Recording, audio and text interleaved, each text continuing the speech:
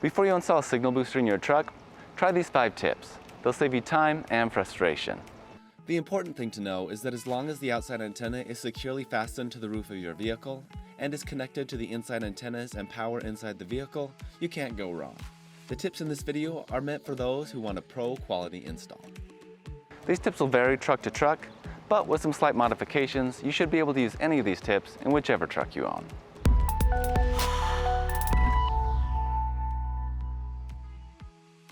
One of the most frustrating things you can run into when installing a signal booster is to get everything all installed only to find out that your cables won't reach and that you can't connect all the components together.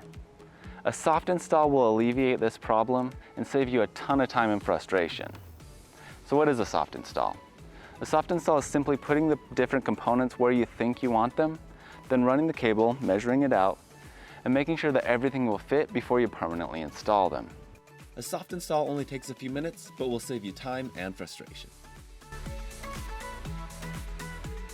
One of the easiest ways to get a professional looking install on the outside of your truck is to hide the cables. And a good way to do that is to run it underneath the light here. Either type of antenna will work with this. It doesn't matter which type you've got, so the process will be the same. So all you have to do is just remove the screws holding the light in place. And then you just pull the light back.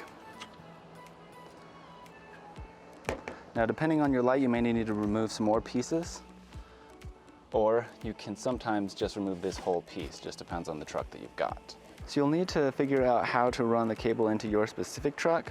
But with this one, just an example, I took the cable, you can see here, I just ran it right around the trim of this light all the way underneath. I left a little bit hanging out here so you can kind of see what I did.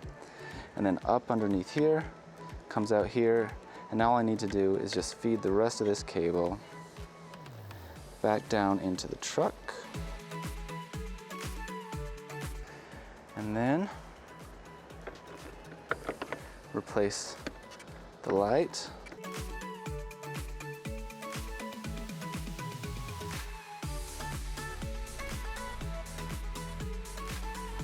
So just pull the weather stripping down like this on your cable underneath. Position it where you'd like it. And then just push the weather sill right back up into place. That keeps it nice and neat and out of the way of everything. Won't get tangled up. Once inside the truck, run the cable underneath the inner lip of the weather seal. It's easy to run it along the ceiling and then down the door and down to the floor. Continuing with our hide the cable theme, we'll continue onto the floor. Run the cables under the mat, the seat, or even the carpet in some cases to keep them nice and neat and out of the way so they're not a tripping hazard. Makes your car look much cleaner. Our final tip is to use the right tools. Zip ties are your friend when it comes to installations, and a zip tie gun can make the job so much easier.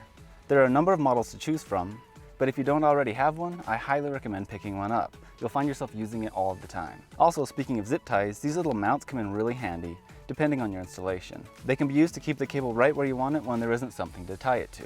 So those are our top 5 tips for installing a signal booster in your truck. With these tips in your toolbox, you're already off to a great start. Please subscribe, like, and share if you found this video helpful. We've got some more videos right here as well. Thanks for watching.